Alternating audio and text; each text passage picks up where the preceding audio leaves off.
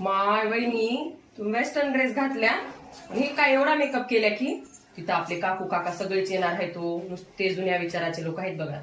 जाऊ द्या त्यांचं टेन्शन घेऊ नका, भारी दिसायला तुम्हाला घाला.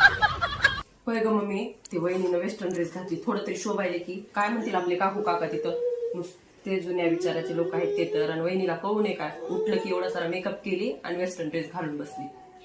हे घ्या ताई साहेब तुमच्यासाठी ना मी स्पेशल चिवडा केलाय बघा बरं खाऊन कसा झालाय. वहिनीला भार लागायलाय. मला माहितच आहे तुम्ही लय छान स्वयंपाक बनवता. चिवडा ते एक नंबर झालाय बघा, लयच भारी बनवता तुम्ही. रुको जरा सबर. काय ग मम्मी ते काय चिवडा बनवला होता काय ग माय वहिनीनं नुसता हे बघ खावा वाटणं गेला की धडनं काय मीठनं काही नाही त्याच्यात. उगं समोर म्हणलो माय भारी लागायला म्हणून तूच खाय. काय ग मम्मी कुठे गेली वहिनी? एसी लावून रूम मध्ये झोपली माय. मला तिथं सासरीमध्ये पंखा फुसू फुसू बेजार व्हावं लागायले. मस्त महाराणी आपली एसी मध्ये झोपली. मला दिली नाही एसी. लेख कुठं वनवास करायला नाही तर मस्त सुनला आईश करायला लय लाड करून ठेवलीस बघ तू.